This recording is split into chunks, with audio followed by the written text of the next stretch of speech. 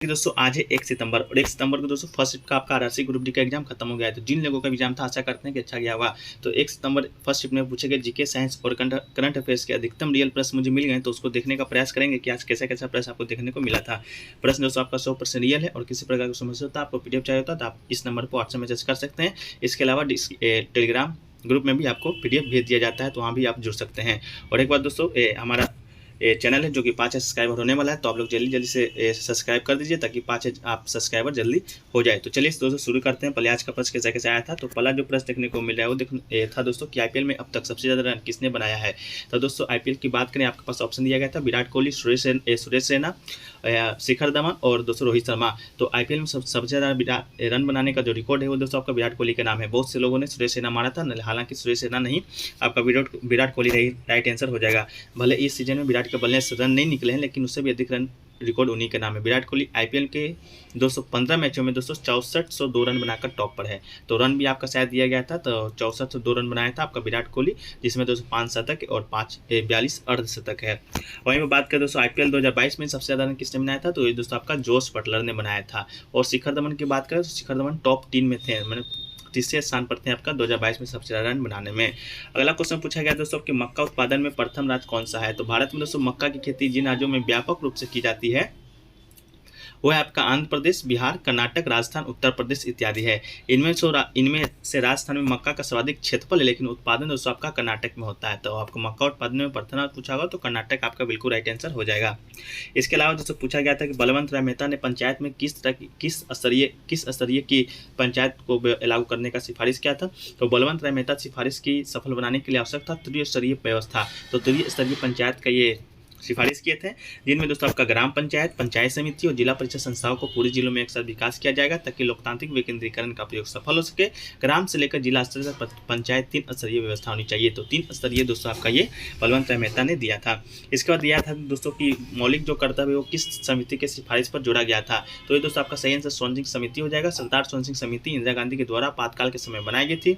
इस समिति का जो उद्देश्य पिछले अनुभव के प्रकाश में संविधान में संशोधन और संशोधनों की सिफारिश करने के सवाल का अध्ययन करना था। और मौलिक कर्तव्य दोस्तों भारत संविधान के अनुच्छेद 51A में जोड़ा गया था, जो कि सरदार सोन सिंह समिति के सिफारिश के बाद ही जोड़ा गया था। तो आपका सोन सिंह समिति की सिफारिश पर जोड़ा गया था मौलिक कर्तव्य, ये भी आपका आया था। इसके दोस्तों पॉलिटी से एक और क्वेश्चन आया था कि मुख्य न्यायाधीश की नियुक्ति कौन करता है। तो जो सुप्रीम कोर्ट, हाईकोर्ट के न्यायाधीशों से परामर्श लेकर सर्वोच्च न्यायालय के किसी न्यायाधीश की नियुक्ति आपको कौन करता है, तो राष्ट्रपति करता है। तो राष्ट्रपति आपका बिल्कुल राइट आंसर हो जाएगा। इसकी जो चर्चा है वो अनुच्छेद 124(2) में की गई है। सर्वोच्च न्यायालय के मुख्य न्यायाधीश यानी चीफ जस्टिस ऑफ इंडिया का परामर्श नियुक्ति में अहम माना जाता है। तो सिर्फ नियुक्ति करता है, परामर्श किससे, तो चीफ जस्टिस ऑफ इंडिया के परामर्श से करता है।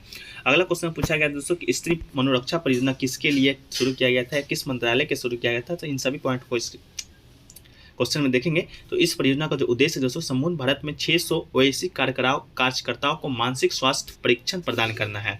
यह परियोजना मनोसामाजिक कल्याण पर बल देगी और इसका उद्देश्य भारत में महिलाओं के मानसिक स्वास्थ्य पर सुधार करना है। तो इसका जो उद्देश्य था, इसके अलावा ये किस मंत्रालय के द्वारा शुरू किया गया है। तो सप्ताह भर चलने वाले कार्यक्रम के दूसरे बेंगलुरु में महिला एवं बाल विकास मंत्रालय के द्वारा शुरू किया गया है।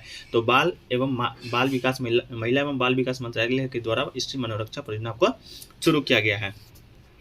अगला क्वेश्चन पूछा गया था दोस्तों कि पत्तियां अपना भोजन किस में भरती हैं, आपका किस में भरती हैं, किस में भरती हैं। आपके पास ऑप्शन था शायद जड़, पत्ते, तना। तो इस तरह से आपका ऑप्शन दिया गया था। क्वेश्चन कंफर्म नहीं है, तो इसका आंसर दोस्तों कंफर्म नहीं पता है। अगला दोस्तों कि पेड़ों की पत्तियां किस मौसम में गिरती हैं। तो इस तरह के प्रश्न, तो पतझड़ के मौसम में दोस्तों पत्ते गिरना शुरू होते हैं। ये मौसम ऋतु के पश्चात ठंड के आगमन के साथ शुरू होता है। तो पतझड़ के मौसम में दोस्तों आपका पेड़ों की पत्तियां जो कि आपका गिर जाती हैं। इसके अलावा दोस्तों आपको पूछा गया था धावन सोडा का रासायनिक सूत्र भी पूछा गया था। तो इसका जो रासायनिक सूत्र होता है दोस्तों Na2CO3 दोस्तों इसका रासायनिक सूत्र हो जाता है। इसके अलावा दोस्तों आपसे पूछा गया था सारे गुजरात में किस संस्थाओं को महिलाओं के लिए कोई योजना आपको शुरू किया गया था। तो आपका ये मेवी में है कि प्रधानमंत्री मोदी मुख्यमंत्री मातृ शक्ति योजना को पोषण सुधार योजना का शुरुआत करेंगे। दोस्तों आपका गुजरात में किया गया था। ये कंफर्म नहीं है, अगर आया होगा तो आप सही है, नहीं आया होगा तो कंफर्म नहीं है दोस्तों। अगला दोस्तों कि 28 मार्च 2017 को मंगलवार था, तो 12 फरवरी 2017 को कौन सा दिन होगा। इस तरह का प्रश्न आपका आया था रीजनिंग में। तो ये आपका दोस्तों रविवार का दिन था, जो कि दोस्तों आपका बिल्कुल राइट आंसर था। अगला क्वेश्चन दोस्तों आपका आया था कि पौधे में फ्लोएम का कार्य क्या होता है। तो ये पादप के शीर्ष आधार तक भोजन का स्थान करता है। द्वितीयक फ्लोएम तंतु, जिसे जूट तंतु आर्थिक मूल के है। फ्लोएम मृदुतंक रेजिनिन, लैक्टिस, म्यूसिलेस आदि का ग्रहण करता है। फ्लोएम मृतक तंग भोजन का आर्य संवहन करता है। तो भोजन दोस्तों आपका पौधन फ्लोएम का कार्य दोस्तों आपका भोजन को आपका पेड़ों के इधर से उधर पहुंचाना, और दोस्तों जल एक जाइलम होता है उसका कार्य दोस्तों जल को पौधे में इधर से उधर करना है।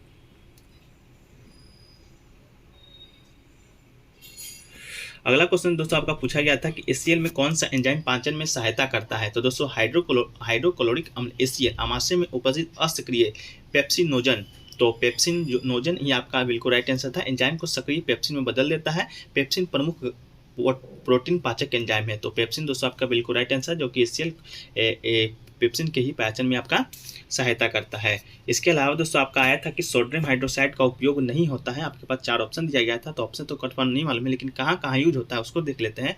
तो सोडियम हाइड्रोक्साइड का जो उपयोग होता है दोस्तों लुगदी या कागज, वस्त्र, पेयजल, साबुन और डिटर्जेंट के निर्माण में तथा नालियों की सफाई के लिए भी प्रयोग में लाया जाता है आपका सोडियम हाइड्रोक्साइड को।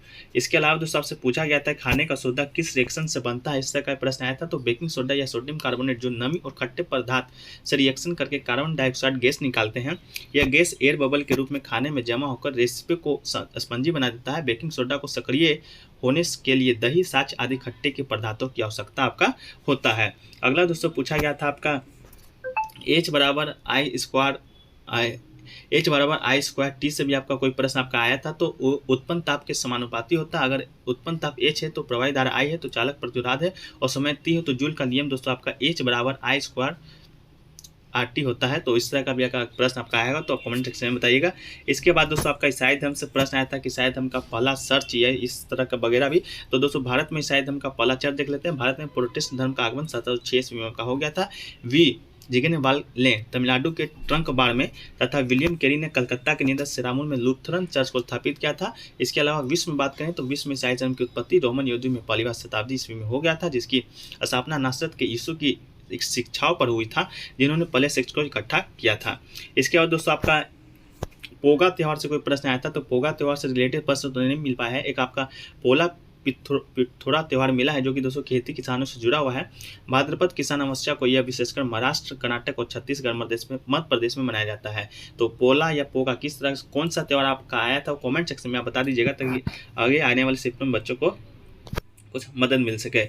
इसके बाद दोस्तों Na2SO4 HCl का विक्रिया से कौन सा गैस उत्पन्न होता है, इस तरह का भी का प्रश्न आया था। तो क्वेश्चन क्लियर नहीं, इसका आंसर दोस्तों नहीं मिल पा रहा है। अगला दोस्तों आया था कि उत्तल लेंस का मान दिया गया था 50 सेंटीमीटर, उत्तल का 30 सेंटीमीटर या -30 सेंटीमीटर, इस तरह का आपका प्रश्न आया था। तो लेंस की क्षमता निकालना था, तो ये प्रश्न क्लियर नहीं, लेकिन इस तरह का प्रश्न आपको देखने को मिला था, तो आप देख के जाइएगा। अगला है दोस्तों कि 2 प्रतिरोध दिया गया था, A-B 12 ओम 8 ओम श्रेणी क्रम में जुड़ा हुआ, समांतर श्रेणी क्रम में जुड़ा गया था, और B1 B2 विभवांतर क्रम में जुड़ा हुआ था। तो I1 + I2 का मान निकालना था। तो इस तरह का प्रश्न आपको देखने को मिला है। इसके बाद दोस्तों आपका एक आया था कि किस IIT ने दिव्यांग के लिए व्हील चेयर या किस तरह का आपको कोई दिव्यांगों के लिए IIT ने कुछ आया था इस तरह का प्रश्न। तो Indian institute of technology Madras के द्वारा दोस्तों फोनिक्स मेडिकल सिस्टम के साथ मिलकर एक स्टैंडिंग व्हील चेयर बनाई है, जो दिव्यांग के लिए था। तो इसीलिए आपको इस पॉइंट को बता दे रहे हैं। इसकी सहायता से दिव्यांग शख्स भी खड़े होने और बैठे होने की आसानी से गतिविधियां करते हुए अपना काम कर सकता है। लेकिन ये आया होगा तो आपका ठीक है, अगर नहीं आया होगा तो आप कमेंट सेक्शन में बताइएगा कि आपका किस तरह का प्रश्न आपका आया था। इसके बाद दोस्तों आपका आया था दोस्तों कि ये सिंथेटिकल सिंथेटिस या सिनेटिकल सिंथेटिस किसमें होता है। आपका ज्योग्राफी का प्रश्न, भू विज्ञान, इस तरह का कोई प्रश्न है तो प्रश्न क्लियर नहीं है। इसके बाद कंटीले हिरन किस वन में पाए जाते हैं, इस तरह का अगर प्रश्न देखने को मिला तो जो प्रश्न आपको नहीं बताए गए हैं वो आप कमेंट सेक्शन में करके बताइएगा। तो इस बार एनुरियम महोत्सव से भी कोई प्रश्न आया था। तो एनुरियम महोत्सव का कोई भी दोस्तों पेज नहीं मिल पाया लिंक, तो इस तरह इसका भी आंसर नहीं बता पा रहे हैं। तो दोस्तों वीडियो को यहीं पर रहने देते हैं, और जो क्वेश्चन आपको नहीं बताए गए हैं या नहीं मिल पाए हैं वो उसको आप कमेंट सेक्शन में कमेंट कर दीजिएगा, ताकि आने वाले शिफ्टों में जिनका भी एग्जाम है वो कुछ हद तक मदद मिल जाए।